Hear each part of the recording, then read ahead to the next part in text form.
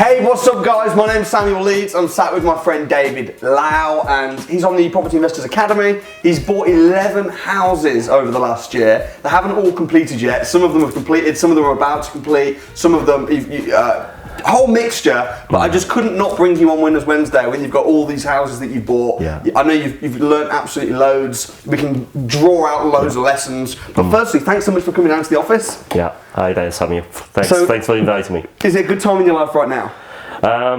Half, really. Because, go on. One, obviously, really pleased. You know, took action, like you said, from the crash course, and literally just go ahead with these 11 houses, 11 properties. 11 houses, dude, man. That's like an insane amount of houses. Yeah.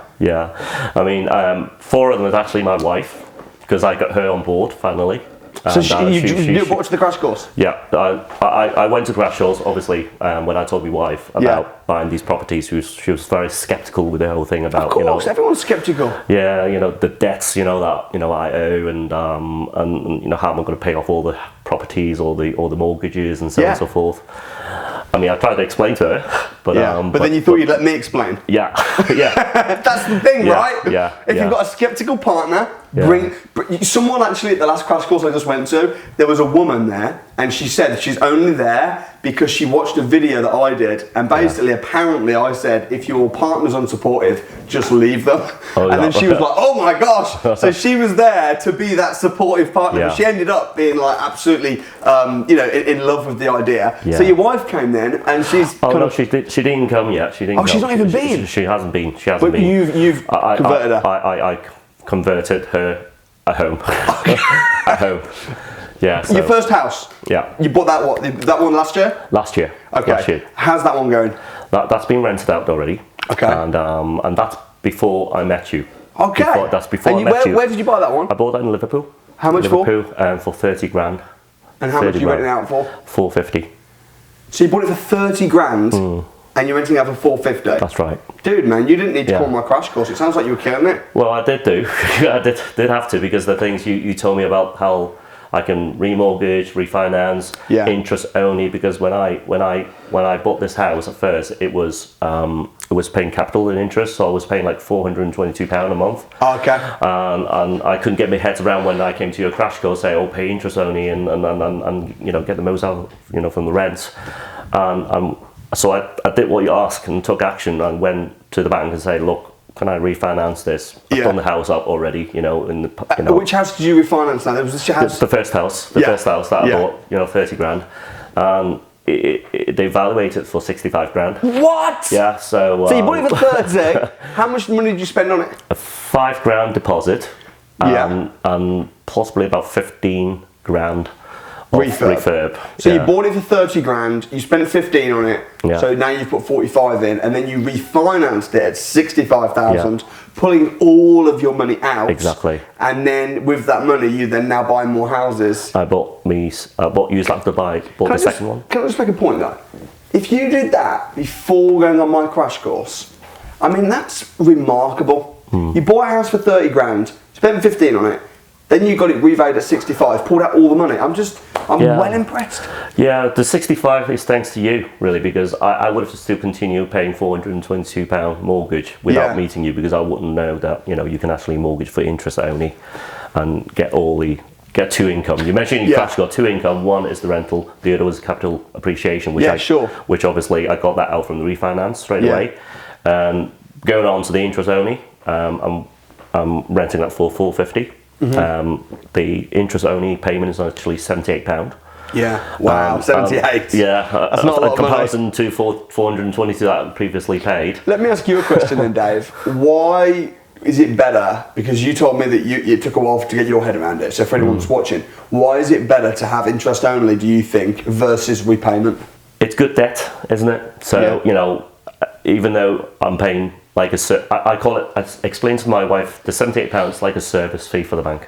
Yeah. Really? Okay, it's interest, but it's service fee. I'm not going to get anything back from service fee, am I? I like that. But what I'm getting after that service fee, I'm getting £350 back. Now, because I've put in the money to the refurbishment and so on, that £350 in a year, I getting what, £3,000, more than £3,000 back, and you know that will pay back in itself. You know, all the refurbishment that I paid before, but then it becomes my income as well. Well, one house income, and but in addition to that, I explained to my wife, me spending that £5,000 and 15 grand on the refurbishment, I now have a second house, because when I refinance this house, the money that I was able to pull out, I mean, I could put the money, that 20 grand back into my bank, but I didn't. I used that as well for buying the second house. I like that. I like the idea of saying it's like a service fee. Yeah. Because the debt, the mortgage, which is debt, is actually serving you. It's your friend. Yeah. Yeah. So that makes sense. Rather than most people say, I'm going to use all my money and I'm going to pay off my debt as fast as I can. But then what? Then you end up with a couple of houses that you own outright that are giving you £500 each a month. But then why not use all of that money that you put towards paying off the debt? Why not use that towards putting that down deposits on more houses, and then have much better cash flow, get much better leverage as they appreciate in value? Yeah. Just makes sense. That's right. Yeah. I mean, so when you learned that, you went crazy then? I was. I mean, when the moment when I took action and took that refinance, I saw what happened, that I got 47 grand out. You know, from obviously the bank don't lend you 65, they lend you what, 75%. Of course, yeah. So I get 47. I paid off the first lender the 22 grand that I owe. Supposed to be 25 if I did pay interest on it, but because I was paying capital in that first year. Yeah. So therefore I don't owe them 25 grand anymore, I owe them 22. So with that, I was left with about 26 grand, 24, because with the legal fees, I used that putting a deposit to buy a second house. Dude, that's incredible. And it was a second house which I was following your videos. Actually, you told us to buy, you know, a 3-bedroom, look out for a 3-bedroom house, less than 100 grand, and you know, convert the front room. It was 3-bedroom upstairs, and the room, front living room downstairs was, you know, convert that into another bedroom, so it would be a 4-bedroom HMO. So I bought the second house for 85 grand. I used those money that I refinanced, put a deposit down the second house. Oh, nice. And which means I didn't pay any, you know, deposit. It's like a free house. It's like a free house, except that obviously I still need to put money into for the refurbishment, which works out about 14 grand. Yeah. And convert the house into a 4-bedroom HMO.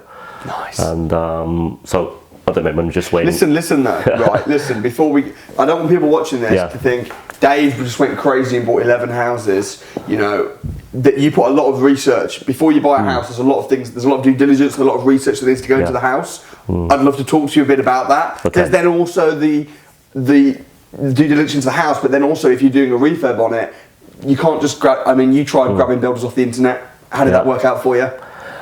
It didn't really work, the builders. No, so I want to get the lessons from your mistakes, not just from your mistakes, but also from your learnings and from your hardships. So let's start with the houses. How do you go about finding a good area? Like you've chosen Liverpool. Why did you choose Liverpool? I live in Liverpool. Yeah. Although I was made in Hong Kong and developed in the UK, but I lived most of my life in Liverpool, so I know quite well around the area, the bad area, the good area. So have you been buying houses in the bad parts of Liverpool, or in the good parts, or in the okay parts? I would call it the okay part, because the thing is, the area that I bought, a lot of people think, oh, that's bad. My first house was right by the Everton football ground, and that area isn't the greatest. There's lots of antisocial behaviours. Obviously, when the football game comes in, there's a lot of people around those streets. But because I went there on the street in an evening time, lunchtime, and morning time, I just drive there to see if there's any kids in the morning time going to school, afternoon time, any people who are still in the house coming out, which means there's a lot of people maybe not working. Evening time, just sit there, just see what's the street is like, whether it's quiet, or there's a lot of noises and antisocial behaviour. And I found this first house, even last year, before I met you, that's how I kind of do my due diligence about what the area is like.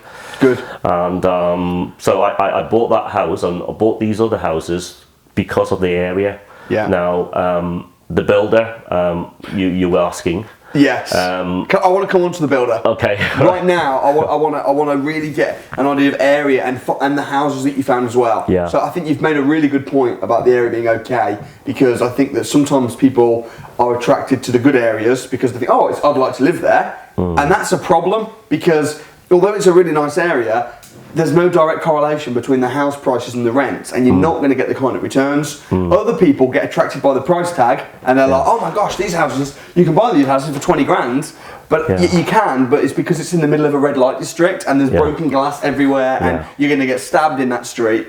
But then you want to kind of get this middle ground, which is where the house, it's not the best neighbourhood in the world, but it's safe and the people are decent, but at the same time the houses are still cheap, and you've managed to get that sweet spot, which has worked out really well for you. Yeah, I mean that first time I would say I was quite lucky. Yeah. The house was on the market at the time 45 grand. Now I went in and had a look at the house. Somebody was already living in it already, and the condition wasn't great. And I went back to the agent and said, look, I've only got 5 grand, for my deposit. I like to buy the house. Instead of 45, can we push it down to like 40 grand? I was just asking the question, and the agent asked the vendor, and then say, we'll take it for 40. So we get the valuation people to come in, which is the bank. Yeah. And apparently the bank valuator came in and valued the house, and they said the house doesn't worth 40 grand.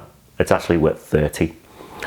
And I was quite disappointed, really, because I can't pay another 10 grand because I only got 5 grand. You know? So I was being really, really cheeky, and I went back to the agent and said, look, the bank said that the house doesn't worth like 40 grand. They said 30 grand. Look, I've only got 5 grand. I can't afford to pay any more. By surprise, it was a motive. You mentioned the crash course. There's motivated seller and motivated buyer, and it was a motivated seller. And you were not a motivated buyer, which is great. I wasn't a motivated buyer. I just said, look, perfect. Yeah, I just said I've only got 5 grand, and they came back to me. Yeah, we'll accept the 30 grand. And I was, I was so surprised, and hence I got the house for 30 grand, not because it was on the market. And again, when a house is downvalued, sometimes the banks will downvalue a house, and people are, oh no, my house was downvalued. No, it's a brilliant opportunity to be able to say, look, the bank valued it at this. This is all I'm prepared to pay. So that was the opportunity, but the area, like you said before, I mean, I have viewed quite a number of houses before I bought the second and third and fourth, but the first one is just by chance. Where I just got this house. Sounds like you had some natural charisma, some Hong Kong charisma, Liverpudlian. Well, that's great. Okay, so the other houses that you bought then, so are they all in Liverpool? They're all in Liverpool. Are they all apart from the first one that you bought? Are they all HMOs? I would call it accidental HMOs. Okay. And ones aren't. Was when I learned about the section 4, the article 4. So I've got all kinds in that portfolio. I've got all kinds of the houses that I bought, all through learning. And because when you said to me in the crash course, just go and view lots of houses. Yeah. I viewed about 53 houses to be exact. And among those 53 houses, I've chosen these ones. Talk to me about these houses then. What was it that caught your eye about these houses? And tell me about the houses. First of all, the area, because I know the area is the utmost important. I mean, I wasn't too bothered about the rental costing side, because I was surprised when I rented that first house for 450 when everywhere else was like 375. Yeah, 400. It sounds like for a 30 grand house. I mean, geez, it sounds like a lot of rent. And because when you taught us in the crash course, have a look, market research, what other people are doing, and I did that after. I looked at what other people are renting out and their condition of the photograph and the intern design and decor. It was nowhere near mine. I must have just got this not natural thing to get in a high spec, but in that 10 months that I spent the money refurbishing the first house, it was in a very, very good high spec condition. When I say high spec, it was clean, simple, bright coloured, and new. And I literally put it up on open rent. Yeah. I didn't get an agent because the agent didn't find anyone. You didn't find an agent? Yeah, I gave them 3 weeks. I gave them the keys. They brought people in, but there was nothing. And I put on an open rent on Sunday because I was sharing one of my friend who was struggling trying to rent her flat out. I said, I found this open rent, just put it on, and I showed it to her. I put my house on, and then on that evening, there's 4 requests for viewing for the next day. Interesting. You know, for anyone that doesn't know, open rent is when you put it on Rightmove yourself through, because when you put it on open rent, it goes on Rightmove. They do, yes, they do. So you list it yourself. Yeah. I wonder why that is then. So your agent wasn't letting it out. You put it on Rightmove yourself, and then suddenly, boom. Do you think it might be because agents prioritise certain investors and certain landlords? I have no idea. I mean, I have one guy who quite confident. Oh, I've got to get this place rent out. But for 3 weeks, he got my keys and bringing people in and out. But it wasn't the. He knows what tenant I need, but it wasn't the tenant that in his network, I suppose, is ideal for to rent my house. Are all of your houses? Are they all properties that need a refurb? Are you planning on refurbing them and putting the money back out? Okay, I've got 2 houses already got tenants in. Yeah. And once they finish the conveyancing, I will get straight away my rental income. I've seen the condition of the 2 of these property that among these 11. One of them is in really good condition, 450 income already. It was a tired landlord. I think I've got another house off him. Tired landlord, but not a tired property. Not tired property, tired landlord. Yeah. He just wanted to get get rid of the house. And the rent's 450. And 450. How much you buying the house for? Less than 50 grand. How much exactly? 47. So you're buying it for 47 grand, and the rent's 450. Yeah. Dude, the return on investment on these. Yeah. I know you messaged me. Yes, we were chatting. I think before yesterday.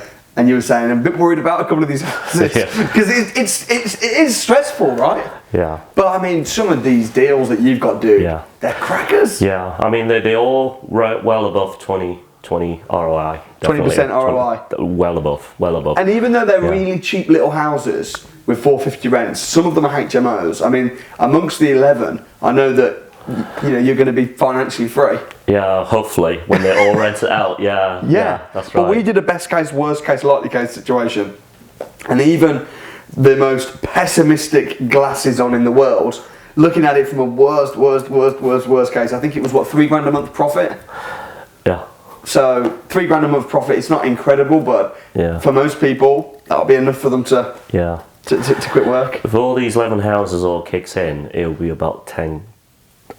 Just over 10, but that's best case. Best case, yeah. But you can never. Something I've learned of being a property investor is you can never look at a deal and rely on best case. Yeah. You always have to rely on worst case. If you're making money on worst case, you're awesome, mate. I know you'll be making more than $3 grand, but I'm just saying, even with no tenants in some of the houses and horribly cheap rooms and overpriced builders, you're still going to be financially free. Yeah. Which is just epic. It will, yeah. How old are you? I'm 49 and 50 in December. Financially free by 50. So that's what I'm aiming for. So tell me about the builders. I know you've had some bad builders, especially prior to coming on the training with us. And you've learned you've now got really good builders. How do you get good builders and what happens? I mean, preferably, obviously through the network, through your academy and the course. Alistair has a really good builder, and because I've shared with him some of the back experience that I've been having with my builder, even the local ones, which I thought it was supposed to be perfect. He said this builder Dave, I mentioned his name, Builder Dave. Great name. And he came around to have a look at some of my properties. I've learned a lot from him. And he didn't criticise that other house. He was just saying that house is not meeting the requirement. Yeah. I need to go back to that builder and tell them about it. You'll find builders always criticise other builders. Yeah. They always. If a previous builder's been out, they'll always. Yeah. But what were some of the bad experiences that you had? I don't want you to name any names or anything, but some of the lessons that you learned with some of the not so good builders. What happened? Yeah, I've got runners. I've got disappear or lost in action and delay. They're just really time waster, wasting the time and never get things done on time. And, The runners, the disappearers, and the delayers. The delays, is that right? Yeah. Yeah. And Sounds a lot like a lot of builders.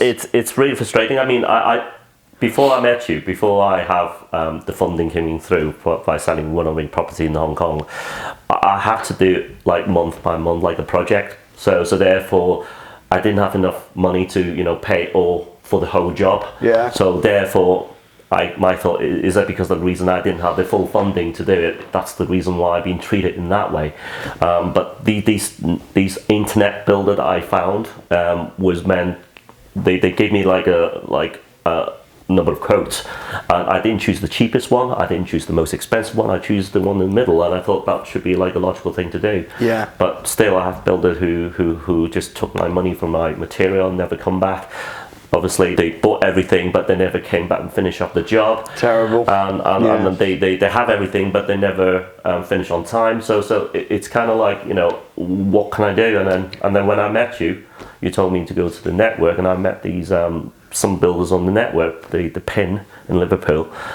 This guy's who said he was reputable, and from other people saying that he could be a good person to choose because his experience in building HMO. And I look for him to do it, and I choose him to do it. And the problem is, he thought I was an experienced landlord or experienced investor. Yeah. And I told him I wasn't. You need to tell me what to do. But his communication is very, very important. Yes. And I found the builder Dave, from Alistair. He was keeping me posted, up to date. Week by week. With our builders, we always have a little WhatsApp group.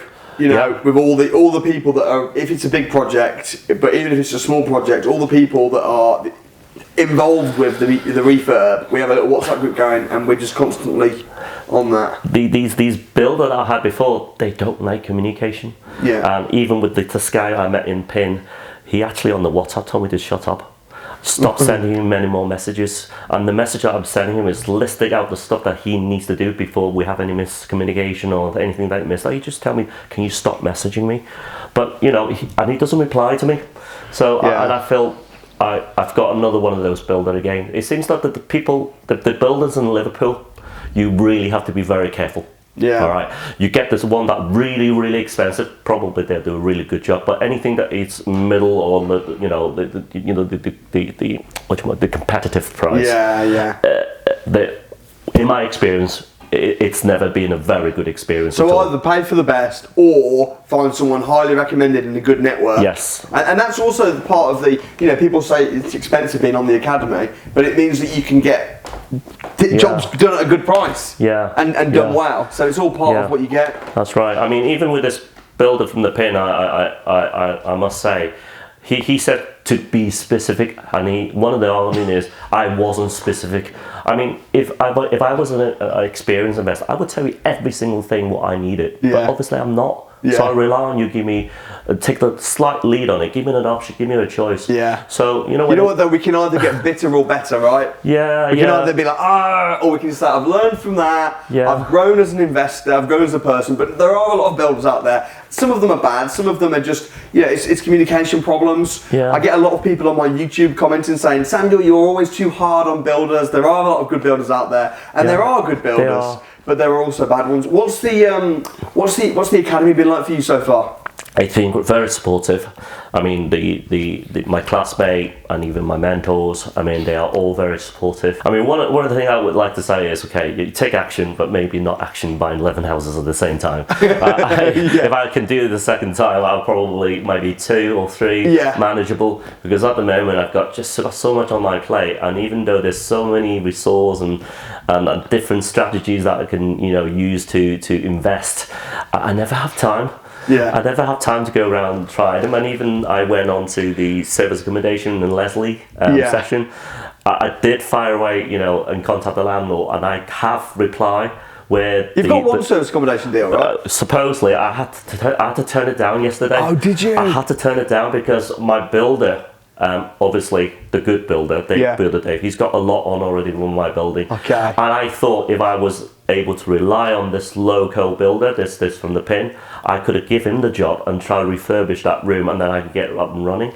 But I couldn't rely on him. They say that the focus spells find one strategy until successful. Yeah. And I guess you've kind of done that with the buying properties, adding value, refinancing, renting them out, which is great. What long term, Dave? Tell us. Once you've got these 11 houses and you're making your 10 grand a month, hopefully, even if it's 7, we'll live with that. Financially free. What's next? What's the big picture for you?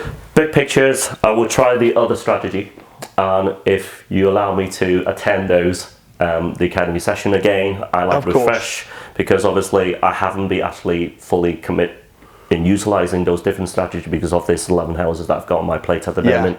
So deal sourcing is one of them, because I do like viewing these houses, and even if I was travelling around outside Liverpool, that would be my possible aim, and give it back. To people who, like myself, wanted to start on the property ladder, is to give them a really good, property to invest. So I would spend my time and deal source for that. Service accommodation is another thing that I might like to look at as well.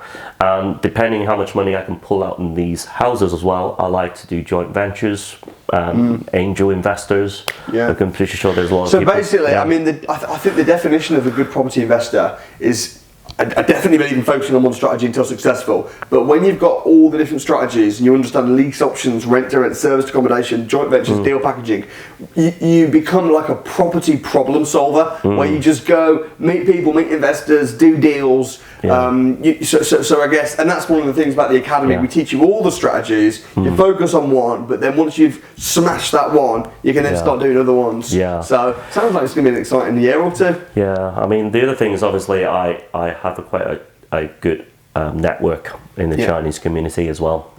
Myself, who wants to invest, I'm pretty sure there's a lot of other people who wants to invest as well. I have quite a number of friends over in Hong Kong, relatives in Hong Kong as well. They have a lot of, probably a lot of money in the bank, not doing very much. And of course, they can't invest in Hong Kong, because the property in Hong Kong quite expensive actually for them to buy anything at all. Now I know Alistair's and a couple of people in the network who actually do overseas kind of investing. I like to get involved with that actually. Just maybe a couple of trips to Hong Kong just to do a bit of talk and really just to help them, support them. I'm getting invited all the time to go to Hong Kong. I'll have to bring you with me. And we'll do something out there. What's the networking been like on the academy? It's been. I mean, the Facebook is really useful. It's a little Facebook group. Facebook, and obviously there's WhatsApp, and there's also the video conference as well. So they're all really great to hear out what other people are actually at and what they're doing. And that kind of energizes my mentality at the moment, because people outside the academy, they're all singing a different hymn sheet than what we sing, and sometimes feel quite lonely. I mean, even though I got my wife on board, she still have this half-hearted skepticism, about all this. But she said to me, until I see that rental income comes in, I believe that you are on the right track. And that's even more scarier, because the thing is, I know I could do it, but I do need that mental support. And the academy gave me all that. I mean, even with the last week, the DFE. Deal finding extravaganza. That is really good. In meeting a lot of people who, like myself, who are trying to get on, into the property ladder, but there are also people who are already in. And it's just give me that mental support. I'm in as well, You're of course, I'm in, definitely. It's just you don't feel it sometimes, but you are, man. Like, you got a house a year ago, which is renting out really well. You've refinanced it. You're buying houses like more than my wife buys handbags. So that mental support is really good. And plus because sometimes mental. Sometimes people sabotage themselves because of fear. So they might get a few houses, or they've got a few deals, and then they pull out because they haven't got that support. They haven't got people to look over the deals, to give them that mental support. Also the friendships and stuff like that. I think the people that you spend time with are the people you become. And people, sometimes you can desire to want to be financially free, or you can desire to want to be a property investor. But unless you're hanging out regularly and having dinner with other people that are doing it, it's just not going to happen. So it's been great. I mean, I had one of the network friend of mine, he came up all the way from London, and he was looking for a house just on the same street where I got my second house. And he even asked me to come around and have a look at his house, you know, and I went in and it's like, just give him that support, because he was so eager. And I think everybody just need that little bit of that support, you know, every now and again, and just to keep up. I mean, anyone that's watching this, I would suggest that they go and find other people in the business and make friends that are doing it. Like, surround yourself, you know, surround yourself with people. It's that energy, you see, because I needed that to keep myself going, especially with these houses on my plate. And being in the right environment. That's awesome, man. Dave, I'm really excited. I mean, this has got to be a part one, because you've had a lot of success already, but you've also got a lot of properties that you've just bought, and it's going to be really exciting. I want to follow you around with cameras, the whole works, man. But I'm really proud of you. It's great to see you killing it, and congratulations on all your success. No, thanks, Sammy. Thank you.